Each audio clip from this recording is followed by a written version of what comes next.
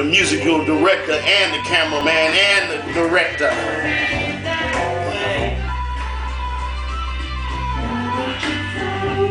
Alright. Oh, suck it now. Here we go, baby. What's up? This is your boy, the Mixter, back with Public Transit Sports Blog again. This is week 6 in the NFL. But before I get started, if you have any comments, advice, criticism, whatever, you can contact me at Mick44, Embry44 at yahoo.com. Alright, week number 6 in the NFL was kind of crazy. The Oakland Raiders was to play the Cleveland Browns, but before the game started, a host of alumni of the old Oakland Raiders, they came to honor and respect the great owner who is now deceased, Al Davis. And that great Super Bowl coach, John Madden, he lit the cauldron of a never-ending flame that would forever be burning at Oakland Stadium in the honor of Al Davis. I thought that was real cool. But getting to the game, Darren McFadden, Oakland was doing ball control pretty much. He ran for 91 yards and scored a touchdown, so he's still leading the league in rushing. But their starting quarterback, Jason Campbell, he broke his collarbone. So they're scrambling now and trying to find a quarterback that can help him.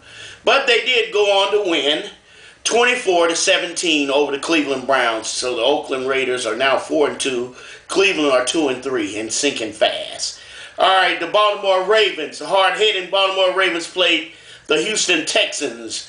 Joe Flacco threw for 305 yards. He looked pretty good. Antoine Bolden had 8 catches for 132 yards.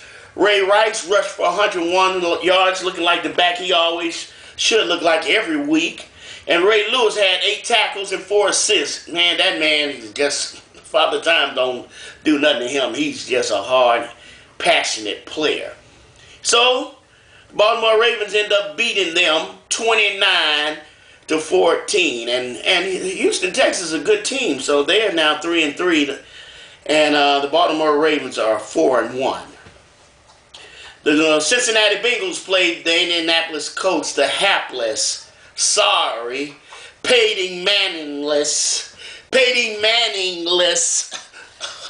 Colts. Bless their heart. They are 0-6 now since they lost to the Cincinnati Bengals. And the Cincinnati Bengals starting to look good, even though their quarterback, he wants to be traded. They won't trade him. They got a little in-house controversy, but they're still winning.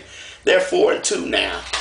All right, the 49ers and Detroit. That was the game of the week. And actually, the 49ers end up beating Detroit, giving them their first defeat. They beat them 25-19. Frank Gore rushed for 141 yards. He's right there behind Darren McFadden.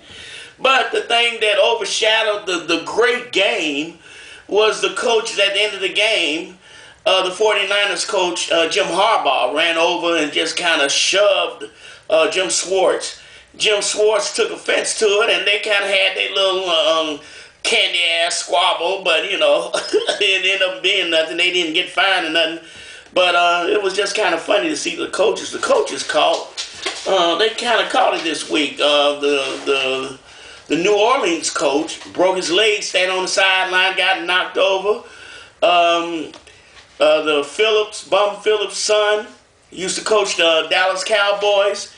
He got knocked over, and he just had hip replacement surgery. He might have to go back. So the coaches was kind of catching it this week.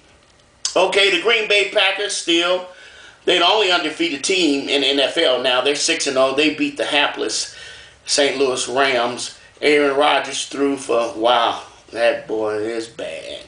He threw for 310 yards and 3 touchdowns. Right now, him and Brady are kind of neck and neck for the MVP. Carolina played Atlanta. Atlanta they kind of looked lethargic, but they went on to finally beat them 31-17. Michael Turner rushed for 139 yards and 2 touchdowns. Cam Newton had his worst day as a pro, actually. And him and Carolina are 1-5, and he hates losing. So see if he can remedy that next week. All right, the Jacksonville Jaguars played Pittsburgh Steelers. Pittsburgh beat them 17-13. Rashad Mendenhall rushed for 146 yards and a touchdown.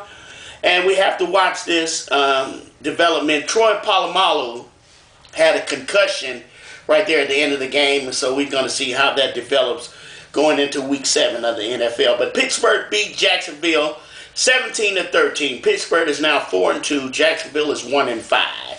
All right, the Philadelphia Eagles, they play the Washington Redskins. Very hard-hitting game. In fact, Rex Grossman, he threw for 4 interceptions. LaShawn McCoy, the running back for the Eagles, he rushed for 126 yards and 1 touchdown. Michael Vick threw for 237 yards, 1 touchdown and an interception. And the Eagles outlasted them 20-13. So the Eagles are now 2-4. And Washington is 3-2. You got to watch out for that LaShawn McCoy. I like him. He's a good running back. Buffalo played the New York Giants. The Giants beat them 27-24. Ahmad Bradshaw, the running back for the Giants, he rushed for 3 touchdowns and 104 yards. And that new running back for the Buffalo Bills, Fred Jackson, he's still looking good every week. He rushed for 121 yards and a touchdown. But the Giants prevailed behind Eli Manning, and they beat them 27-24. And both teams are now 4-2. Dallas played the New England Patriots. That was another marquee game. And right there at the end, the Patriots pull it out. Tom Brady pulled it out. So they're now 5-1. And Dallas is sinking. They're 2-3. Tony Romo threw for 317 yards and a touchdown. Tom Brady threw for 289 yards and 2 touchdowns. They went back and forth. And right at the end, with 22 seconds left, Brady threw for a touchdown. There you go. New England Patriots, that's why they're champions. All right, the New Orleans Saints and the Tampa Bay Buccaneers.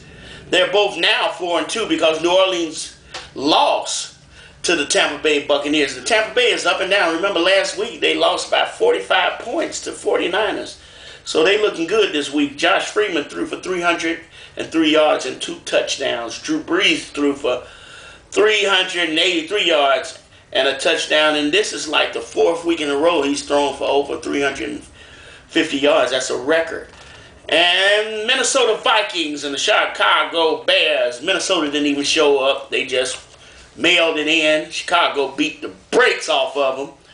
And Chicago are now 3-3. Minnesota's 1-5. McNabb's days are numbered. Christian Ponder, Minnesota are pondering putting him in as their starter now. Jay Cutler, he threw for 267 yards and 2 touchdowns. Devin Hester, who's still the truth, he's going to go down as one of the great return men in NFL history.